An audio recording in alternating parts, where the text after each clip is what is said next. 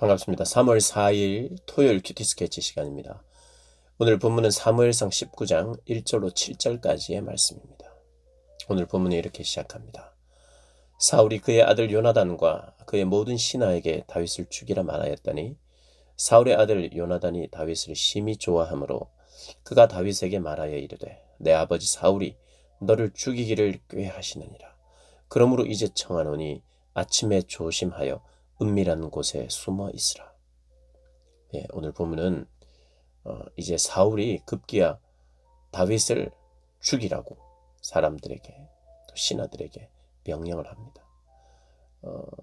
공식적으로 이제 다윗을 죽이겠다는 거죠.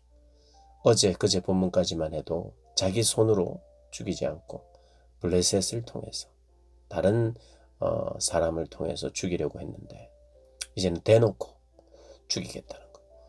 갑자기 죽일 때는 이유가 있어야 되는데 그 이유가 설명되지도 않습니다. 어쨌든 사울의 광기죠. 그걸 주변 사람들도 어느 정도 알았을 것입니다. 아들이 더 잘 알았고.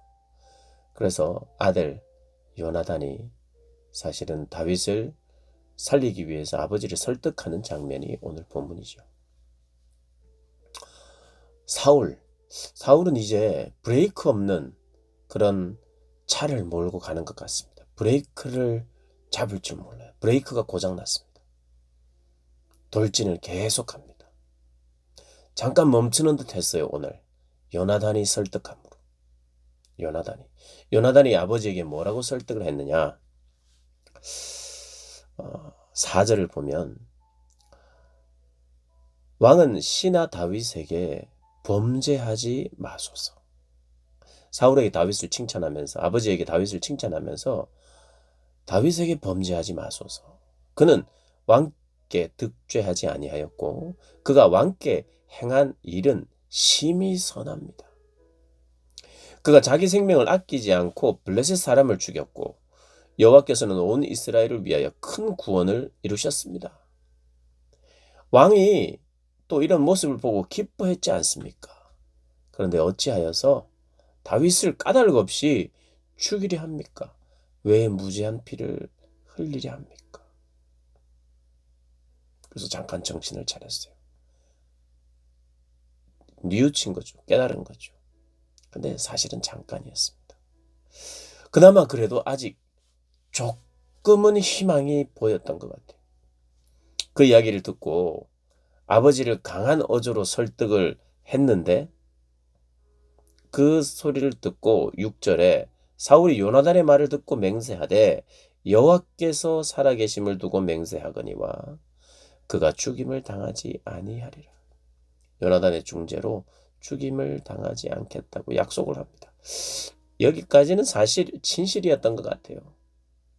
사울도 뉘우친 것 같아요. 그런데 아까도 초도의 말씀을 드렸습니다만 브레이크가 듣지를 않아요. 왜 그랬을까요? 죄 때문입니다. 죄가 해결되지 않으면 결국에는 계속해서 어디론가 돌진합니다. 어디로요? 죽음으로. 자신의 죽음을 향하여 달려가는 것이에요. 사실 죄가. 죄는 해결되지 않으면 결국에는 괴로워하다가 죽게 돼 있어요. 사울도 점점 사람들을 두려워하다가 죽었거든요. 왜 사람이 죄를 선택합니까? 이제 사울의 경우는 조금은 다른데 그래도 맥락은 같아요. 맥은 같아요. 뭐냐면 죄는 쾌락이 있습니다. 죄는 쾌락이 있어요. 그것도 잠깐. 그러나 후회가 더 크죠. 죄는 우리에게 기쁨으로 다가옵니다. 이 죄를 취하면 기쁠 거다. 행복할 거다. 이렇게 다가오는 거예요.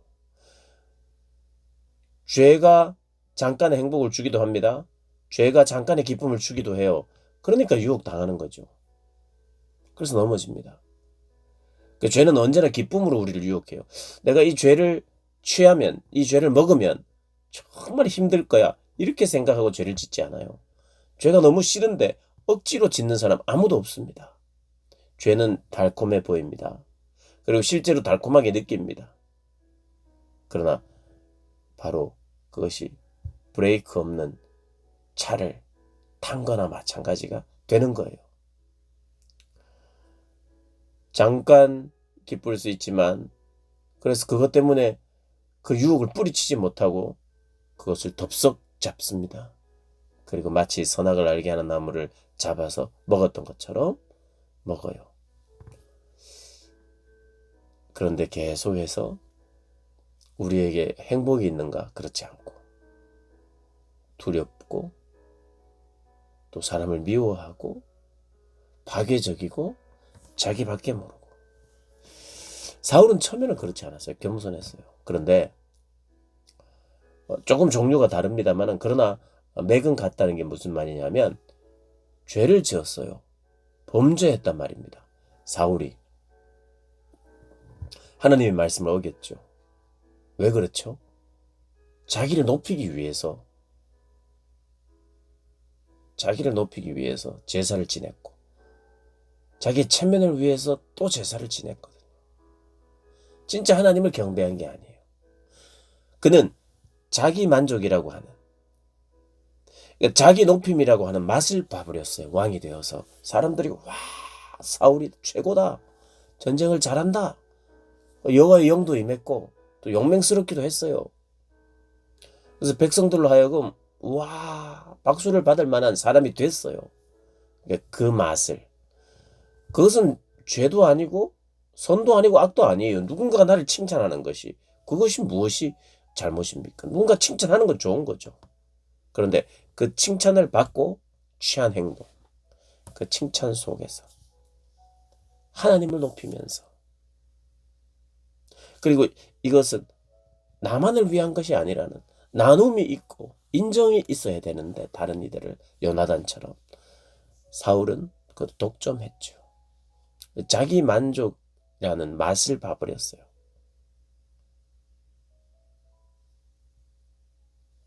자기에 대한 그런 이 브레이크가 작동을 하지 않는 거예요. 자기 혼자 자기만 칭송을 받을 때는 문제가 없었는데, 이것이 죄라는 거예요. 하나님 외에 그 어떤 다른 것이 우상이 되고, 하나님 외에 다른 방법으로 만족을 얻으려 하고, 하나님의 이름과 영광을 위해서 살지 않고 자기의 이름과 영광을 위해서 살면 항상 문제가 생기게 돼 있어요. 다윗이 등장하자 문제가 바로 생겨버렸죠. 다윗이 무슨 악인입니까? 선하고 하나님이 기름 부으셨고 이스라엘의 구원자고, 사울에게도 사실은 좋은 사람이에요. 그런데 그렇게 보지를 않습니다. 그래서 결국에는 브레이크가 터져버렸죠.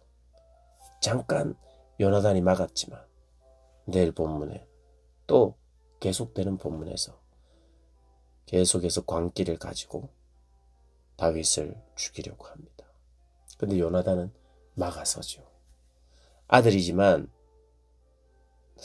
어떻게 보면 아버지의 심기를 건드릴 수 있는 것인데 강한 어조로 이야기를 합니다. 왜 그랬을까요?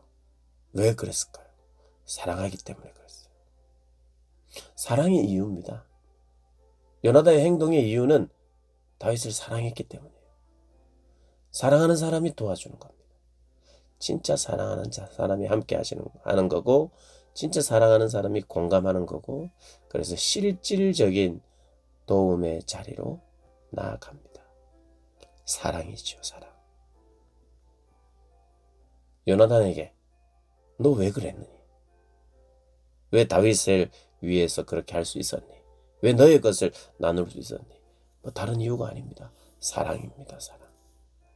사랑 때문에 자기를 내주는데, 사울은 죄 때문에 움켜쥐고 결국에는 사망의 자리로 고장난 브레이크를 가진 차를 타고 질주하며 사망을 향해 달려갑니다.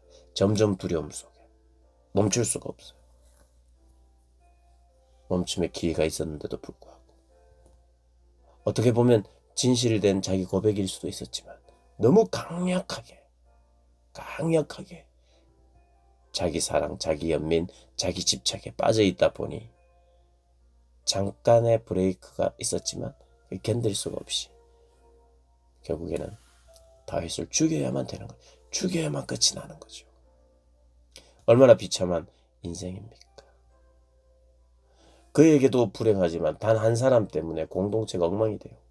물론 왕이기 때문에 그 왕이 문제가 있었을 때 공동체가 엉망이 되는 것도 맞습니다만은, 왕이 아니더라도 한 사람만 미치면 공동체는 참 큰 문제가 생기죠. 한 사람이 또 중요합니다. 요나단과 같은 한 사람이 돼야지, 사울과 같은 한 사람이 되면 참 안타까운 거죠. 그래서 지금도 아직까지도 사울이라고 하는 이름은 초대 왕이었지만, 잠깐 반짝 겸손했지만 악한 왕으로, 제가 계속해서 설교하고 묵상하고 나누듯이 해결되지 않은 죄 때문에 끝없이 추락하는 그러한 모습의 대명사가 되어버렸죠. 얼마나 안타깝습니까? 할 수만 있다면 저와 여러분의 이름이 다윗과 같은, 그런 요나단과 같은 그런 이름과 비슷한 맥락을 가진 사람이 된다면 얼마나 복된 삶이겠습니까? 하나님을 경외하고 두려워하는 사람만 가능한 거죠. 하나님을 경외하고 두려워하면서 하루하루 살아가는 저와 여러분 되시길 주님의 이름으로 축복합니다.